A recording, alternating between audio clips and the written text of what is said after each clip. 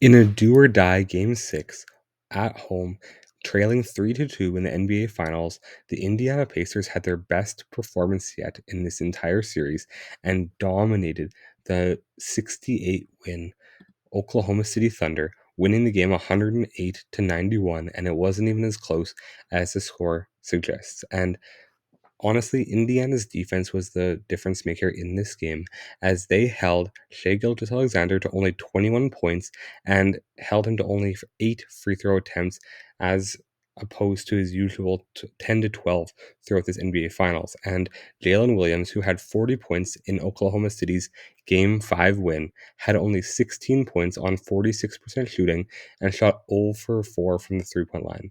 And Pascal Siakam had an amazing game for Indiana, having 16 points, 13 rebounds, and 3 assists, as well as a monster poster dunk over Jalen Williams in the second quarter. And this game was a 22-point lead for Indiana at halftime, and Indiana never looked back as they won this game in convincing fashion. And going into Game 7 in Oklahoma City, Indiana has already won a game in OKC in Game 1 and has a good shot as any to win this NBA title. And now, in a best of one winner takes all Game 7 on Sunday in Oklahoma City, the pressure is almost more so on Oklahoma City as they were the heavy favorites in this series, and a lot of people had them winning in 4 or 5 games over this Indiana team. But Indiana loves playing as the underdog, and they'll be the underdog again going into Game 7 as they're on the road and they are playing against a 68 win team in Oklahoma City who has the MVP on their team in Shai. But Indiana has never backed down and they play better when they're the underdog. Tyrese Halliburton had a solid game while he was dealing with a right calf strain, scoring 14 points with 5 assists and 2 steals, and he shot 43% from the three-point line. And Obi Toppin was their best player on the offensive end as he had 20 points on 6 for 12 shooting and hit 4 threes in this win.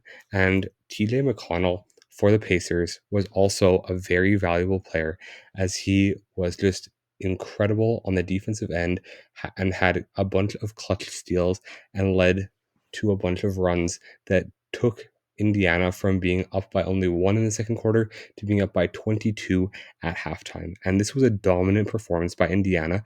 And after a huge run in the second quarter, got the lead up to 22 at halftime, they just never looked back. And in the third quarter, they even stretched their lead farther.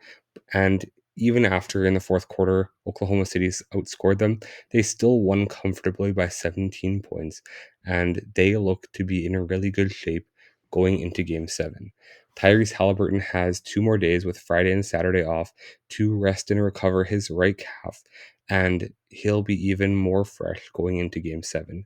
This is going to be one of the most even Game 7s in NBA final history, and it's the first Game 7 since the classic 2016 Cleveland versus Golden State Game 7, where Cleveland came back from a 3-1 deficit. So, if this Game 7 is anything like that one that we witnessed in 2016, this will be about as good of a game as we can imagine going forward for an NBA Finals. And this has been the best and most competitive NBA Finals that we've seen as it's gone back and forth and back and forth. And we'll have to see how Game 7 goes, and we'll see how Tyrese Halliburton can rest and recover. But Pascal Siakam in Game 7 has always been very clutch, and he will be the X factor for the Indiana Pacers if they want to go on the road and win in Oklahoma City to win the franchise's first ever NBA title. Let me know what you think the score will be and who will win the NBA title in the comment section below, and make sure to have a good day.